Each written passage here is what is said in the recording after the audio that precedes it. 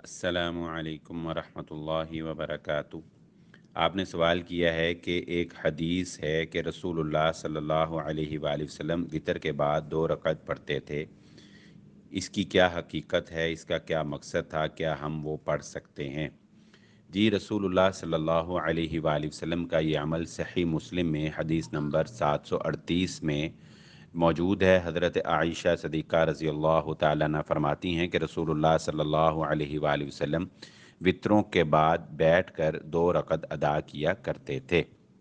शेख इब्न बाज़ रहमहुल्लाह ताला ने इस हदीस की शरह बयान करते हुए ये वजाहत फरमाई है कि नबी सल्लल्लाहु अलैहि वसल्लम का अक्सर मामूल ये नहीं था।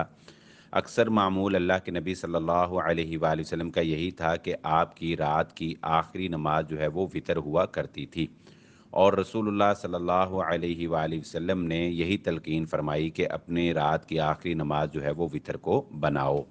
ये 2 रकात जो अल्लाह के नबी सल्लल्लाहु अलैहि वसल्लम ने पढ़ी हैं, ये नबी सल्लल्लाहु अलैहि वसल्लम ने जवाज़ के लिए अदा की हैं।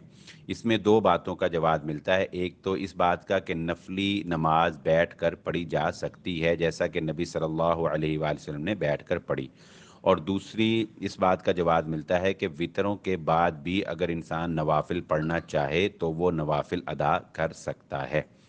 तो इसमें ये 2 बातों का जवाज़ जो है वो इस हदीस से साबित होता है। तो मामूल रेगुलर जो है अमल यही होना चाहिए कि आखिरी नमाज वितर हो, लेकिन अगर इंसान कभी वितर पहले पढ़ ले और बाद में भी वो नवाफिल अदा करना चाहे तो वो नवाफिल अदा कर सकता है, इसमें कोई हरज वाली बात नहीं है। उम्मीद है आपको बात समझ आ गई होगी। वल्लाहु आलम।